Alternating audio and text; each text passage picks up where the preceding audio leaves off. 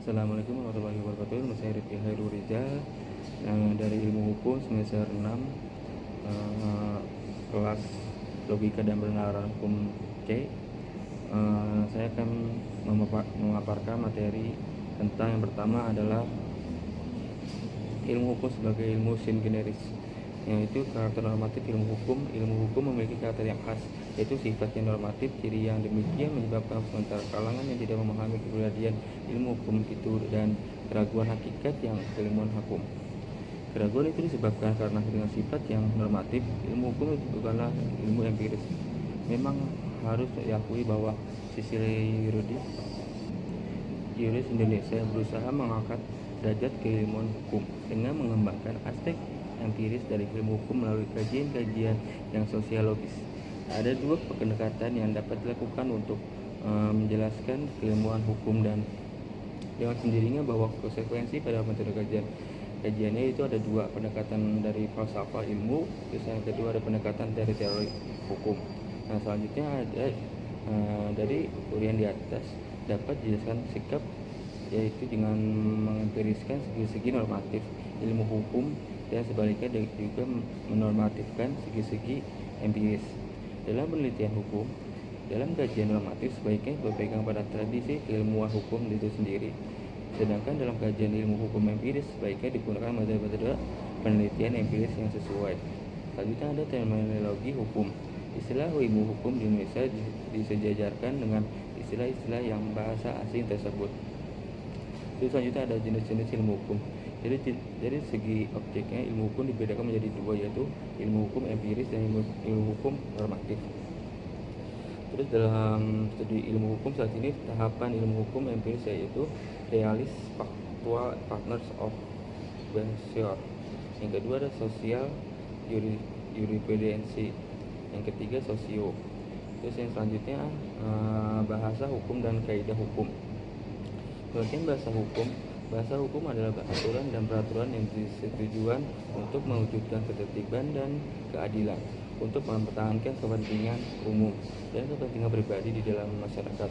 Namun, dikarenakan hukum adalah sebagai bahasa Indonesia yang modern, maka dalam penggunaannya harus tetap terang, monosemantik, dan memenuhi syarat etika bahasa Indonesia.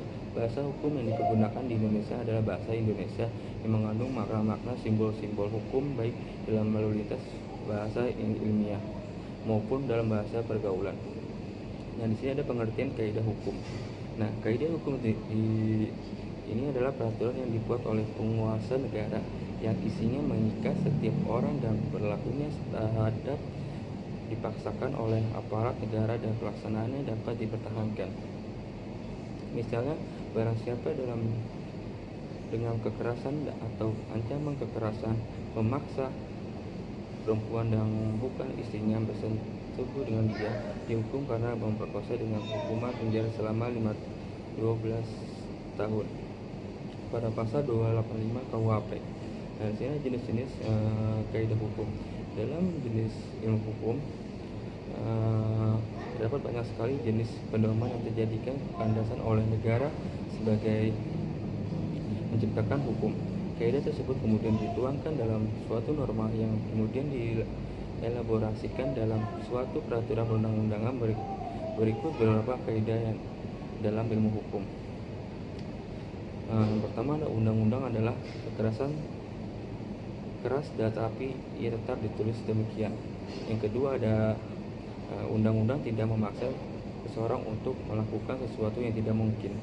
Terus yang ketiga ada undang-undang yang lebih baru menyampingkan undang-undang yang lama. Terus yang keempat ada undang-undang yang khusus didahulukan berlakunya daripada undang-undang yang umum. Selanjutnya ada yang kelima adalah undang-undang yang lebih tinggi menyampingkan undang-undang yang lebih rendah tingkatannya.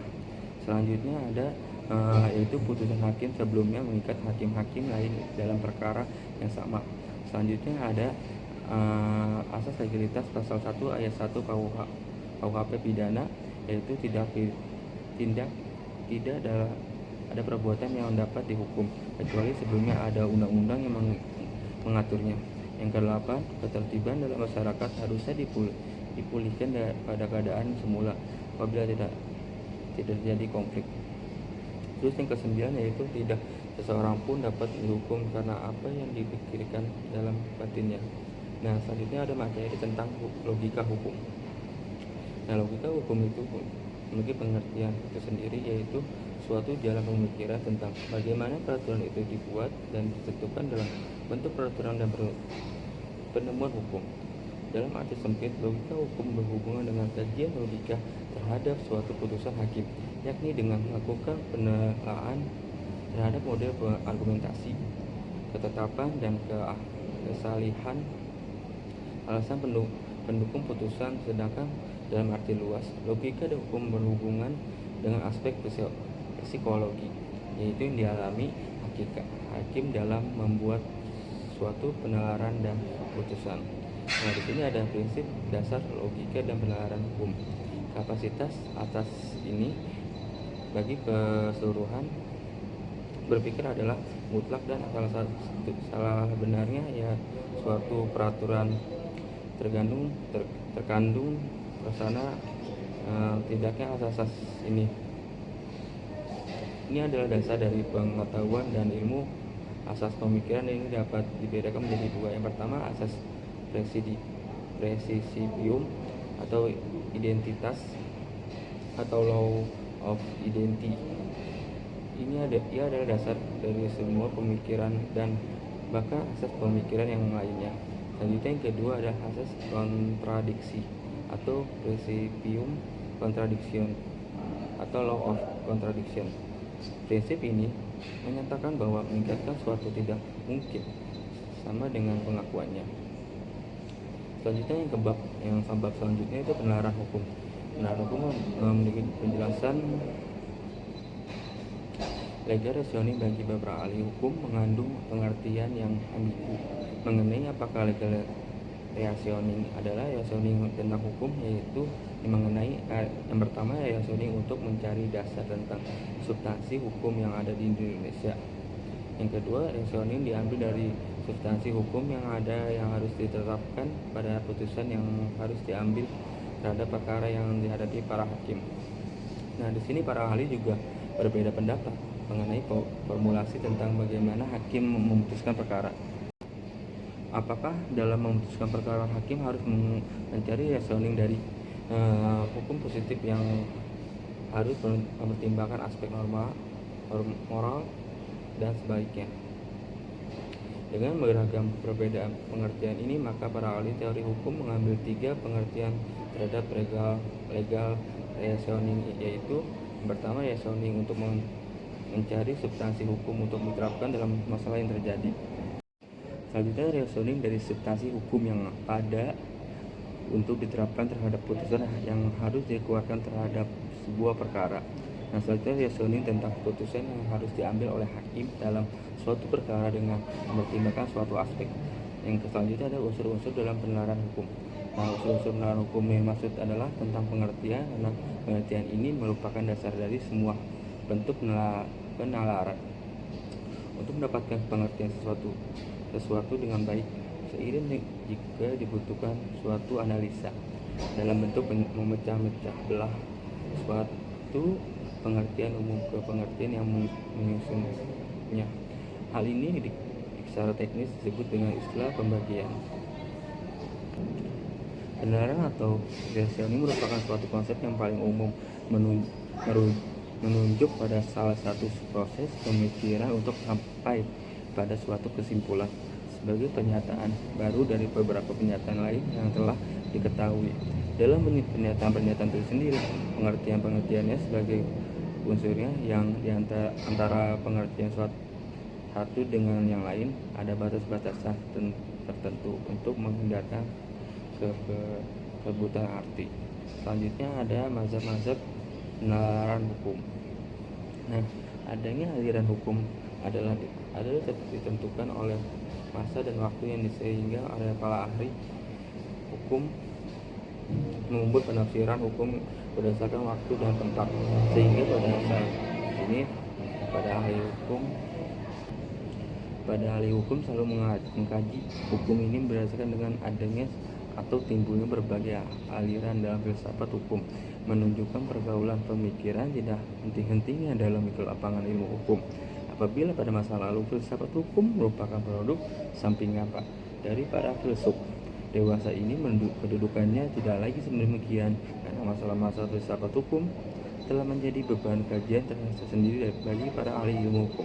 Dalam sejarah penalaran hukum Islam, paradigma fikih dan usul fikih begitu mewarnai corak penalaran ini dan telah berhasil dibangun oleh para imam mazhab dan mujtahid dengan berbagai metode penalaran yang mereka gunakan.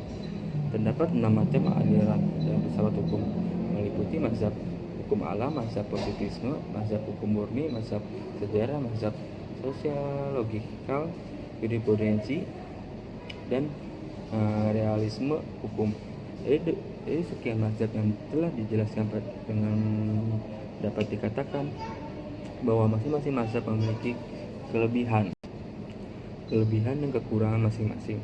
Namun terlepas dari semua itu, setiap mazhab mengedepankan apa yang menjadi kebutuhan masyarakat, yaitu keterlibatan sosial, tidak semata-mata sebuah idealisme, tetapi juga ide-ide tentang hukum, norma moral yang saling berkaitan, bahwa segala hukum adalah sumber dari norma Tuhan, bisa menjadikan Al-Quran pedoman utama dalam mengatur segala kehidupan manusia di bumi.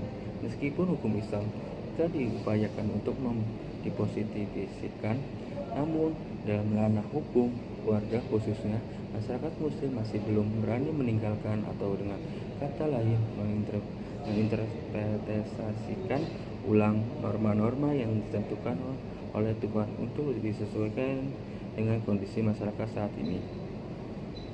Hal ini tentu saja dipengaruhi oleh adanya nilai-nilai ketaatan dan ibadah yang harus dilakukan oleh masyarakat muslim sebagai kewajibannya kepada Sang Pencipta Tuhan Yang Maha Esa. Mungkin itu yang bisa saya paparkan materi untuk UTS logika dan penalaran hukum C. Baik, sekian, terima kasih. Wassalamualaikum warahmatullahi wabarakatuh.